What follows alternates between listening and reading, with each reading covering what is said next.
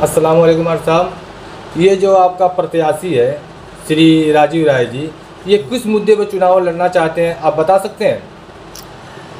राजू राय क्योंकि यहाँ से चुनाव एक मरतबा लोकसभा का लड़ चुके हैं और राजू राय एक बहुत भले इंसान हैं, एक बड़ा दिल रखते हैं और यहाँ से चुनाव एक मरतबा लड़ने के बाद लगातार इस घोसी संसदीय क्षेत्र के एक एक गांव में उनका भ्रमण होता है।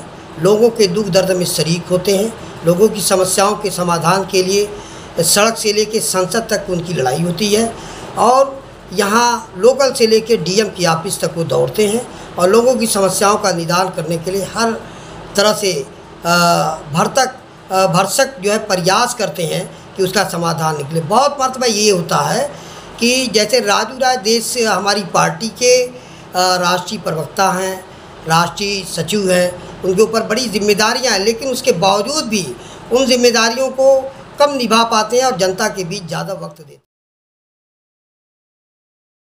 हैं। आप जानते हैं कि एक मरतबा चुनाव जब यहाँ लड़े थे उसके बाद इन्होंने अपना घर भी यहाँ स्थापित कर लिया, यहाँ मकान भी बना लिया अपना, और हमेशा ये जो है आते हैं और तुरंत जो है क्षेत्र में जाते हैं, क्षेत्र की जनता की समस्याओं के बारे में समझते हैं। किसी की डेथ हो गई, किसी की मौत हो गई, किसी की आज शादी है, कोई बीमार है तो उसको हर तरह की सहायता उसको मुहैया कराते हैं और उसकी समस्याओं के लिए खड़े रहते हैं। इसलिए यहाँ घोसी लोकसभा की जनता वो बहुत प्यार और मोहब्बत से राजू राय की तरफ देखती है और उनसे बड़ी उम्मीद की निगाहें लगाई हुई है। और मैं उम्मीद करता हूँ कि घोसी लोकसभा की जनता एक बड़े अच्छे नेता को और एक बड़े दिल वाले इंसान को जो लोगों के दुख दर्द में शामिल रहें, यहाँ की समस्याओं के लिए संघर्ष करते रहें, इस दफ़ा अपना नेता चुन के देश की सबसे बड़ी पंचायत पे भेजने का काम करेंगे। यही मैं यहाँ की घोसी संसदीय क्षेत्र की जनता से पूरी उम्मीद करता हूँ।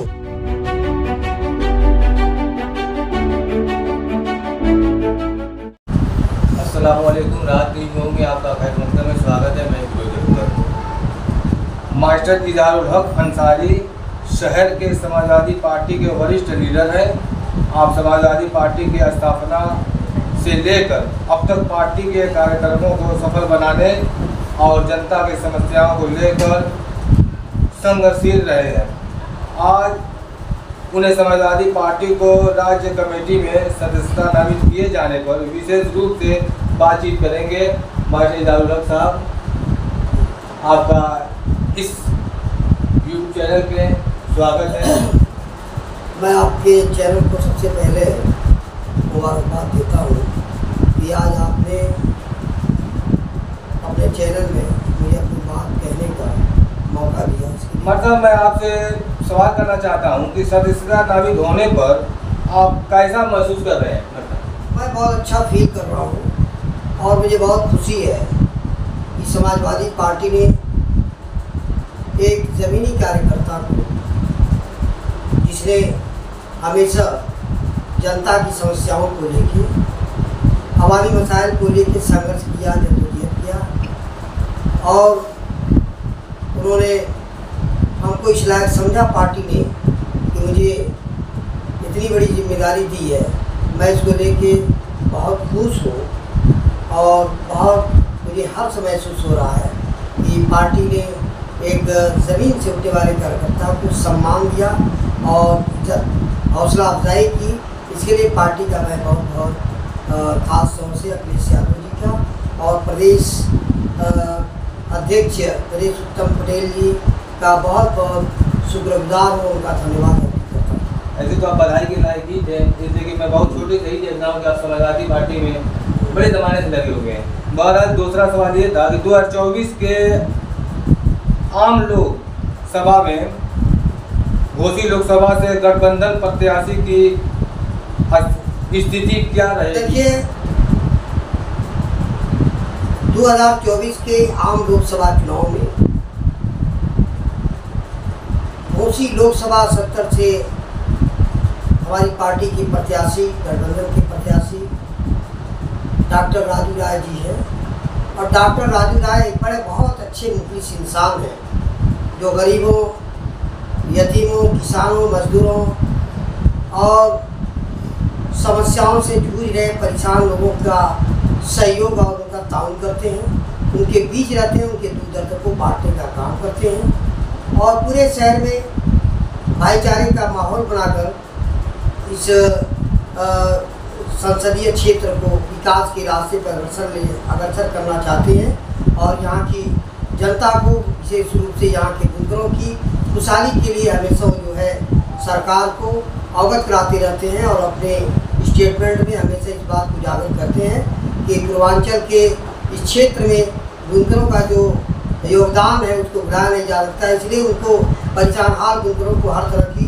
सब्सिडी दी जानी चाहिए। कहेंगे यहाँ लोगों का कहना है कि भारतीय जनता पार्टी के सहयोगी दल ओम प्रकाश के बेटे जो इस पार्टी से लड़ रहे हैं, उनका भी दावा है कि लोग यहाँ इस शहर के लिए बहुत अच्छा करेंगे। क्या आपको क्या लगता है कि राजू राय से बेहतर कर सकते हैं? देखिए, मैं एक बात जरूर ये कहूँगा कि अगर एनडीए का प्रत्याशी ऐसी बात करता है तो इसके पहले भी एनडीए के अलायंस में ओम प्रकाश राजभर जी थे, तो ओम प्रकाश राजभर जी को तब ये घोसी की समस्याओं का ख्याल नहीं आया। आज जब लोकसभा का चुनाव हो रहा है तो उनके बेटे अरविंद राजभर जो एनडीए के प्रत्याशी बन के आए हैं और वो कह रहे हैं कि मैं यहाँ की समस्या का निदान करूँगा, यहाँ की समस्याओं को हल करने की कोशिश करूँगा। अगर ऐसा था तो फिर आप 5 साल तो सत्ता में थे, आप 5 साल उत्तर प्रदेश की सरकार में भी थे। आपको ये ख्याल नहीं था कि उत्तर प्रदेश के नक्शे में, ये भारत के नक्शे में एक मऊ विधानसभा भी है, घोसी लोकसभा भी है, जहाँ किसान रहते हैं, जहाँ मजदूर रहते हैं, जहाँ बुनकर रहते हैं, जहाँ छात्र रहते हैं। तमाम समस्याएं पड़ी हुई है, सड़कें पड़ी हुई है, गड्ढा मुक्त अब तक सड़कें नहीं हुई, गाँव में जाने के लिए सड़कें नहीं हैं, व्यवस्थाएँ नहीं हैं। यहाँ पे बंद पड़ी मिलें जो है वो अब तक चालू नहीं हो सकी। आपने सिर्फ झूठा आश्वासन दिया। जो सरकार का नारा था सबका साथ सबका विकास, अपना विकास और सबके साथ झूठा वादा, यही सरकार की पॉलिसी और यही आके एनडीए प्रत्याशी का झूठा नारा था। एक सवाल, गठबंधन इंडिया अलायंस का चुनावी मुद्दा क्या होगा? देखिए, 2024 के लोकसभा चुनाव में एनडीए बनाम इंडिया, आपको ये मालूम होगा कि जब सबसे पहले मोदी सरकार सत्ता में आई थी, उसने एक नारा दिया था, सबका साथ सबका विकास, और 15-15 लाख रुपए सबके खाते में आए। लेकिन 15 लाख रुपया क्या किसी के खाते में मिला? 10 करोड़ नौजवानों को इन्होंने कहा था कि हम रोजगार देंगे, क्या किसी को रोजगार मिला? इन्होंने किसानों को कहा था कि एमएसपी उसकी खत्म करेंगे, उसका जो है सही जो है मूल्य जो है निर्धारित करेंगे, क्या वो हुआ? इन्होंने किसानों को कहा था गन्ना का भुगतान करेंगे, क्या वो भुगतान हुआ? क्या इन्होंने